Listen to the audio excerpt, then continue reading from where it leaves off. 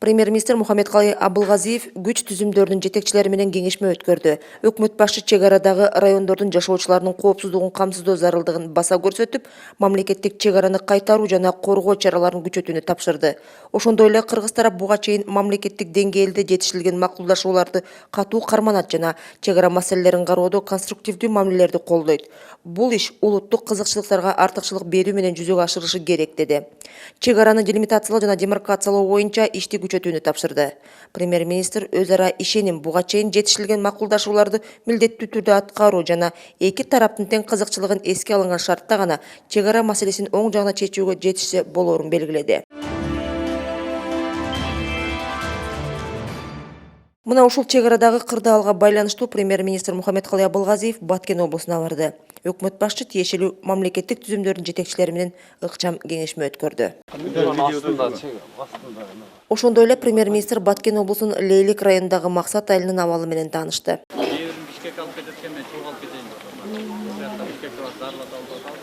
Чек ара маселелерин чечүү жана чек арага жакын аймактагы айылдардын жашоочуларын колдоо мамлекет менен өкмөт үчүн өзгөчө көзөмөлдөгү артыкчылыктуу маселе, деди Мухаммедкалый Абылгазиев Максат айылынын эли менен жолугушуу учурунда. Өзүңүздөр билесиздер, бул жерде эми бир эле тарап менен кыргыз тарабы ушундай кылып чечебиз десек эле чечилип калчу маселе болбой атат. Аны билесиздер. Эки жак тең макул болуш керек. Биздин көрүп турган көйгөйлөр бар экен, чарбалык чечилбеген маселелер бар экен. Ал жерде жанагыдай турак жайдын документтери жоктору бар экен. Шулардын баарын азыр мына акимге, губернаторго айттык. Бир айдын ичинде баарын чечесиңер. Бир айдын ичинде чечип, каттоого турбагандардын баарын каттатып, жакшынакай үй жайынын документтерин белгилеп атабыз аны. Анан сиздерге мен өкмөт башчы катары рахмат, ыраазычылыгымды билдирем. Ушундай шартта маселелер чечилбей аткан убактар болуп атат. Мисалы үчүн чек ара чечилбеген жерде өзү жанагындай курулуштарды кура албай атасыздар. Чарбачылыкты кыла албай атасыздар. Социалдык кээ бир объектилер салынбай атат. Ушул ыраазычылык дагы бир жолу чыдап атканыңарга. Бирок өкмөт, президентибиз баш болуп, депутаттар болуп, чек араны чечели деген күч аракетибиз аябай жумшап атабыз. Өкмөт баардык талаштуу тилкелерди тезинен макулдашуу жана чек ара маселелерин чечүүдө болушунча жылыштарга жетишүү үчүн Кыргыз Республикасынын мамлекеттик чек арасын делимитациялоо жана демаркациялоо боюнча иштерди күчөтөт жана күчүбүздү чек ара маселелерин улуттук кызыкчылыкта чечүүгө жумшайбыз деп кошумчалады. Мына жылып атат баардыгы. Жылып келатат. Президенттерибиз жолукту. Аксайга барып баарыңар көрдүңөр. Барып менен Аксайдын ортосундагы көрдү. Бул Максат айыл жагында Кулунда айыл өкмөт баардыгы тең немеде болуп атат. Биздин өзүбүздүн көңүлүбүздө да. Азыр күчтөп, дагы күчтөп ушу чек ара маселесин чечүү кызматкерлердин баарын ушу жерди билген, Лейлекте чоңойгон, Баткенде чоңойгон, түштүк жерин жакшы билген балдардын баарын алып атабыз азыр. Алып ушуну тез арада чечели деп. Муну менен катар Мухаммедкалый Абылгазиев Максат чек ара постуна барып, өздүк курам менен маектешти. Башкы штабтын башчысы полковник Алимбаев саламатчылык тилейм. Саламатсыздарбы? Мекенчегинде турган чек арачылардын да демине дем кошту. Чек ара кызматы өзгөчө аскер кызматында жүргөндөр дайым мекенди коргоо үчүн өмүрүн тобокелдикке салып, дайым ушундай жерде жүрөт. Баарыңарга күч кубат, кайраттуулукту каалаймын. Силерге абдан чоң ыраазычылыкты билдирем. Кечээкүдөй болуп аткан окуяларда өзүңөр туруктуулукту, мекенчилдикти, эр жүрөктүктү көргөзүп, ушундай өзүбүздүн жерибизди сактап атканыңыз үчүн мен сиздерге баарыңыздарга ыраазычылык билдирем өкмөттүн башчысы катары. Өкмөт башчы тажик тарап биринчи болуп ок чыгарган чек арадагы окуяда миномет менен автоматтын огунан зыянга учураган бекеттин инфраструктурасын көрүп чыкты. Муну караңыздар, мына автоматтардын октору. Андан соң Мухаммедкалый Абылгазиев чек ара кызматынын тийиштүү жетекчилери менен жыйын өткөрүп, анда премьер-министр чек ара аймактарында кырдаалды курчутпоо жана чыңалууну басаңдатуу боюнча чараларды кабыл алуунун, ошондой эле чек арага чектеш аймактардагы күчтөрдү чыгаруунун зарылдыгын белгиледи. Буга байланыштуу тараптар эки өлкөнүн ыйгарым укуктуу делегацияларынын ортосунда сүйлөшүү жүргүзүүнү демилгелешти.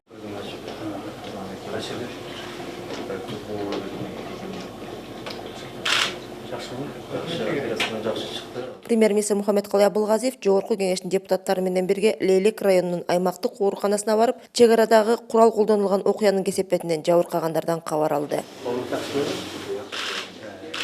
Өкмөт башчы ошондой эле жапа чеккендердин жакындары жана туугандары менен сүйлөшүп, чек ара маселесин чечүү жана кырдаалды басаңдатуу боюнча өкмөт тараптан көрүлүп жаткан чаралар тууралуу айтып берди.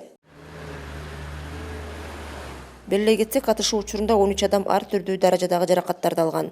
Алардын ичинен 10 киши аскердик транспорттук учак менен дарыланууга Бишкекке жеткирилди. Жабыр тарткандардын үй бүлөлөрүнө өкмөттүн атынан материалдык жардам көрсөтүлмөкчү.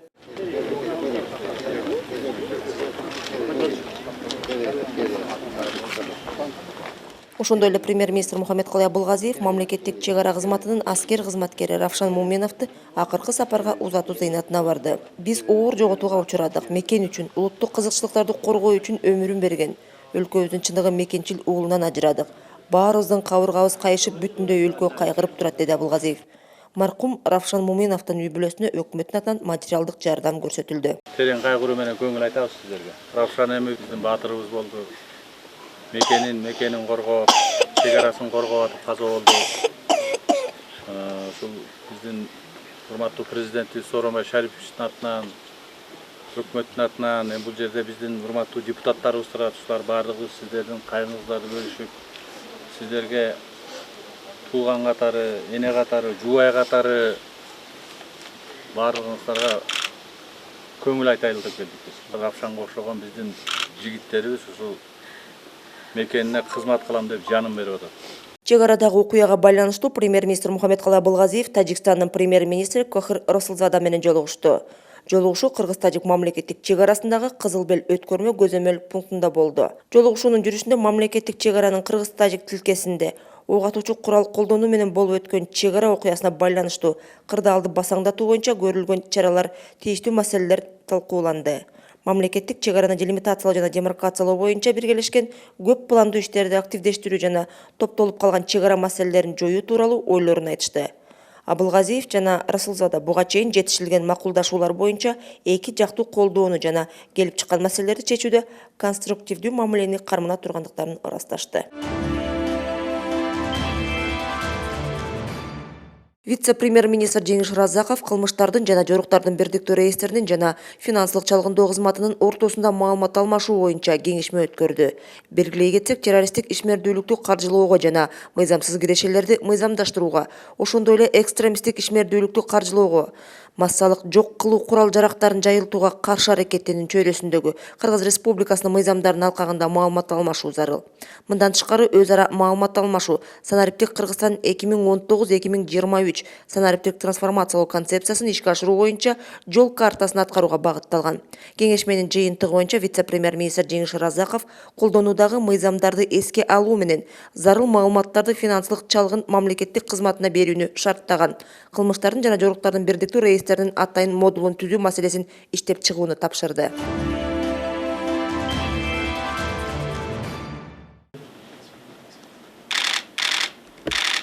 Премьер-министр Мухаммедкалый Абылгазиев Ирандын ички иштер министри Абдулреза Рахмани Фазлини кабыл алды.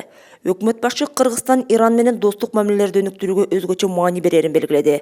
Анын айтымында учурда эки өлкөнүн ар кыл чөйрөдөгү кызматташтыгы өнүгүүдө.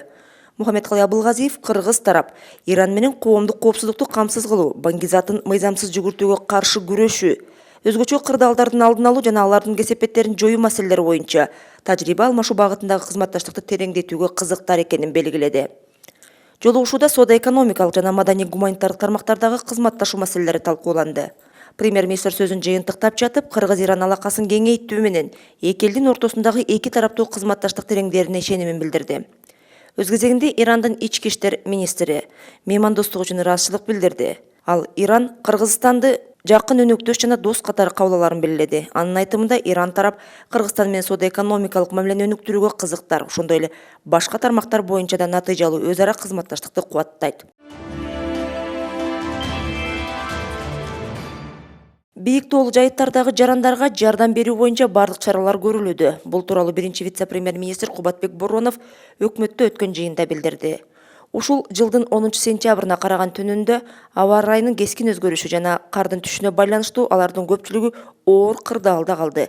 Учурда бийик тоолуу жайыттарда калган жарандарды жана малды ылдый алып келүү боюнча тийиштүү кызматтар жергиликтүү өз алынча башкаруу органдары менен иш алып барууда. Негизгиси адам өлүмүнө алып келген жок. Ал эми сууктан өлгөн малды бардык нормаларды жана талаптарды аткаруу менен утилизациялоо керек деди. Биринчи вице-премьер-министр Кубатбек Боронов өкмөт жана жергиликтүү өз алынча башкаруу органдары тарабынан суусамыр өрөөнүндө арпанын түшүмүн оруп жыюуга жетишпей калган дыйкандарга жардам берилерин белгиледи. Ошондой эле 2019 жылдын 10 сентябрында болгон катуу шамалдын кесепетинен Ысык-Көл облусунун Каракол шаарындагы жана Ак Суу районундагы турак жайлар жана чар балык жайлар зыянга учурады. Каракол шаарында 49 турак жай, Ак Суу районунда 9 зыянга учурады. Мындан тышкары айрым чар балык жана административдик имараттар зыян тартты. Учурда келтирилген чыгым эсептелүүдө. Турак жайы камсыздандырылган жарандар жакын арада тийиштүү төлөмдөрдү ала алат. Муну менен катар табият кырсыгынан мүлкү зыянга учураган жарандарга насыя боюнча мөөнөтүн жылдыруу маселесин коммерциялык банктар менен иштеп чыгуу керек деп белгиледи. Биринчи вице-премьер-министр Кубатбек Боронов ошондой эле бийик тоолуу аймактардагы жолдор менен каттай турган айдоочулар автотранспорт каражаттарынын техникалык даярдыгына жана коопсуздук чараларын сактоого өзгөчө көңүл буруу керектигин айтты.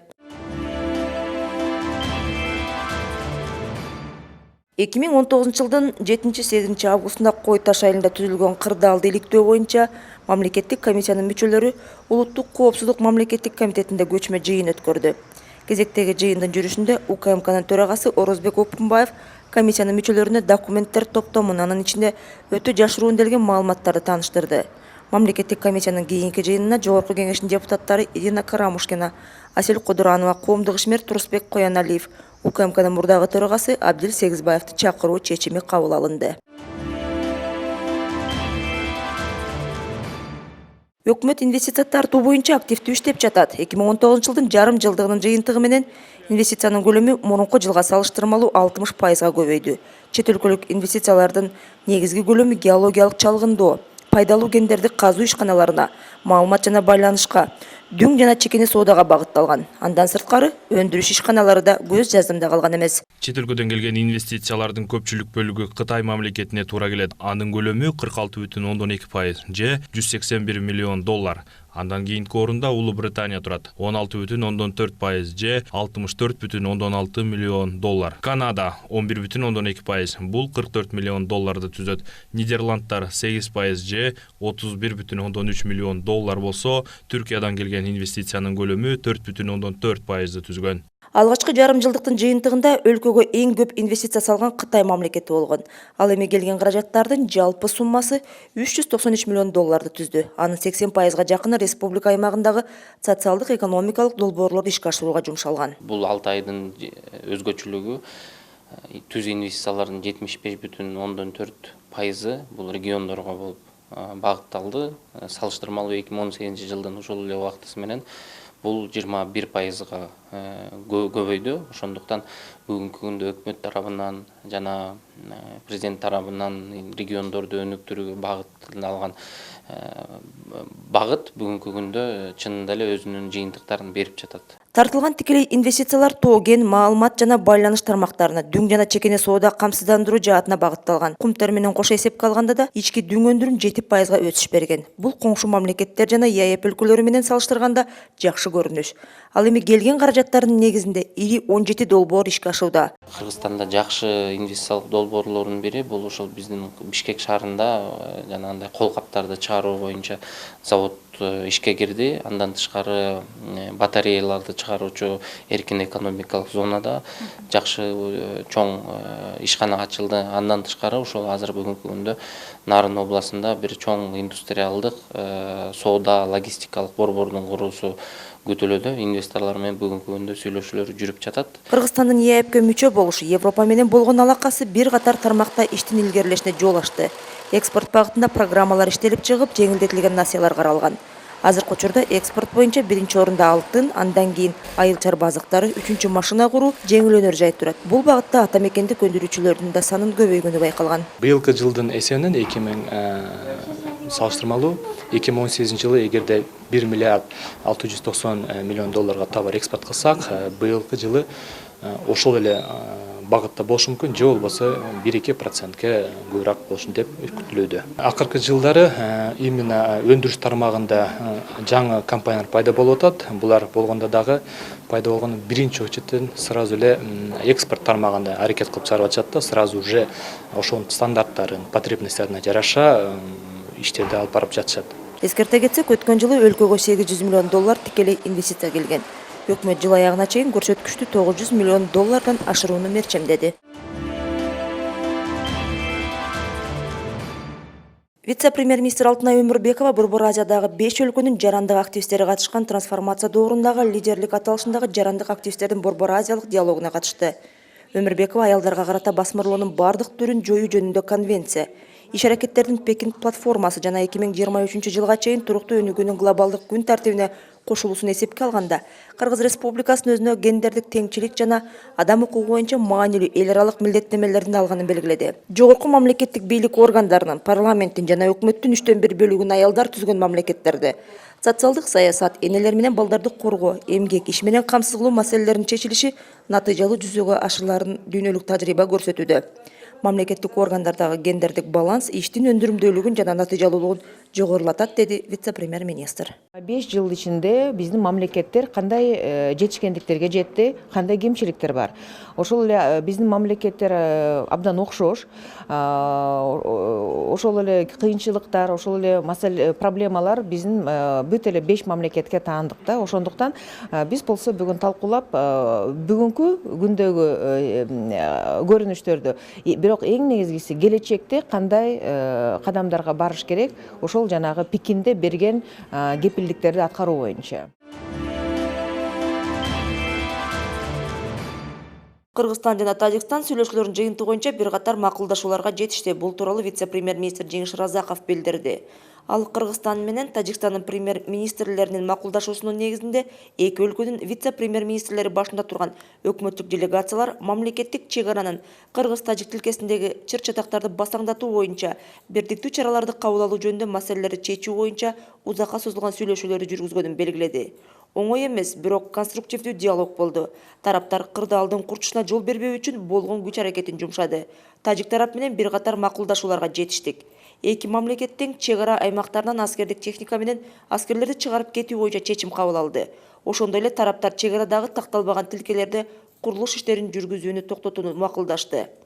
Кыргызстан жана Тажикстандын премьер-министрлеринин тапшырмасы менен чек араны делимитациялоо жана демаркациялоо боюнча өкмөттүк делегациялар чек ара маселелерин чечүү боюнча ишти күчөтөт. Учурда мамлекеттик чек аранын кыргыз-тажик тилкесинде бардык 5 көзөмөл өткөрүү бекети иштеп жатат. Эки өлкөнүн укук коргоо органдарынын өкүлдөрү чек арага жакын жайгашкан аймактарды биргелешип күзөтүүдө, деди Жеңиш Разаков. Кыргыз-тажик чек арасындагы кырдаал өкмөттүн өзгөчө көзөмөлүндө. Эки өлкөнүн жергиликтүү бийлик органдары чек ара аймактарындагы чыңалууну жоюу максатында элге түшүндүрүү иштерин жүргүзүүдө. Буга чейин премьер-министр Мухаммедкалый Абылгазиев белгилегендей, өз ара ишеним, мурда жетишилген макулдашууларды так аткаруу жана эки жактын кызыкчылыктарын эске алуунун негизинде гана чек ара маселелерин чечүүдө оң жылыштарга жетишсе болот. Премьер-министрдин тапшырмасын аткаруу максатында вице-премьер-министр Жеңиш Разаков Борбор каланын көчөлөрүн оңдоо учурунда жол кыймылын оптималдаштыруу маселелери боюнча кеңешме өткөрдү. Анда жол кыймылынын коопсуздугун камсыздоо башкы башкармалыгынын жана Бишкек шаардык мэриянын өкүлдөрү шаардагы жол кыймылынын жагдайы тууралуу маалымат беришип, келип чыккан маселелерди чечүүнүн бир катар чараларын сунушташты. Анын ичинде Токтогул көчөсү боюнча тиешелүү жол белгилерин, анын ичинде бул көчөдө унаа токтотууга тыюу салган белгини орнотуу менен убактылуу эки тараптуу кыймылды уюштуруу сунушталды. Жол угушуунун жүрүшүндө ошондой эле жол кыймылынын коопсуздугун камсыздоо жана унаа ээлери менен жөө жүргүнчүлөр үчүн ыңгайлуу шарттарды түзүү максатында жол инфратүзүмүн өнүктүрүүнүн актуалдуу маселелери талкууланды. 2019 жылдын 7-8 августунда Чүй облусунун Кой Таш айылында түзүлгөн кырдаалды иликтөө боюнча мамлекеттик комиссиянын мүчөлөрү кезектеги жыйын өткөрдү. Комиссиянын өкүлдөрү УКМКнын мурдагы төрагасы Абдил Сегизбаевдин, коомдук ишмер Турусбек Коеналиевдин, ошондой эле Ички иштер министринин орун басарлары Алмаз Оразалиевдин жана Памирбек Асановдун Кой Таш окуясы боюнча маалыматтарын угушту. Жогорку кеңештин депутаттары Ирина Карамушкина жана Асель Кодуранова жеке себептерине байланыштуу жыйынга катыша алган жок. 23 сентябрда өтө турган кийинки жыйынга Карамушкина менен Кодуранова кайрадан чакырылышты. Премьер-министр Мухаммедкалый Абылгазиев дүйнөлүк тазалык күнүнө карата уюштурулган акцияга катышты. Премьер жана өкмөттүн аппараты Бишкектеги ынтымак эс алуу багын тазалашты. Белгилей кетсек, дүйнөлүк тазалык күнү коомчулуктун көңүлүн өлкөдөгү жана дүйнөдөгү экологиялык абалга бурууга багытталган. Бул жолу жарандар ишембиликке гана кошулбастан, коомдук жайларда тазалыкты сактоо боюнча чакырыктарды да жасашты.